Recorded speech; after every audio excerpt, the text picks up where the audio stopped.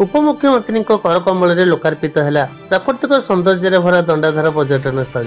Dhenkanal Kankadahad block दंडाधार पर्यटन स्थल को उपमुख्यमंत्री प्रभाती परिड़ा लोकार्पित कर 5 कोटी 6 लाख टंका व्यय यह पर्यटन स्थल पार्किंग व्यवस्था, शिशु क्रीड़ा क्षेत्र, भोजी पिंडी, चला रास्ता, शौचालय, फूड प्लाजा निर्माण आदि उन्नतीकरण कार्य करा जायछि। आवश्यक पड़िले आहरी 10 कोटी टंका मंजूर करा जियो बोली से कहिथिले। ओडिशा को पर्यटन क्षेत्र में अधिक विकसित करने को राज्य एवं केंद्र सरकार समस्त प्रकार उद्यम करछन्ति।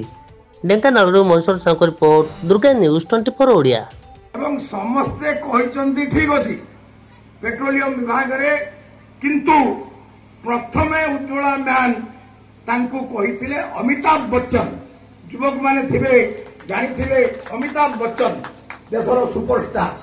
से जो कौन बनेगा करोड़पति केबीसी प्रोग्राम करती से गोटे क्विज रे पचारे who is the Ujjwala man of this country ABC करके धर्मेंद्र प्रधान कर है। मु आशा करी उज्ज्वला मैन धर्मेंद्र प्रधान एवं तांकर अली अली भौणी ओडिशार उपमुख्यमंत्री एमाने कंकड़ाहाड़ आहुरी संजोगर कथा ओडिशा रे वर्तमान गोटे कथा चली लोकंक मुख्यमंत्री लोक मानकर जे मुख्यमंत्री मात्र 53 वर्ष।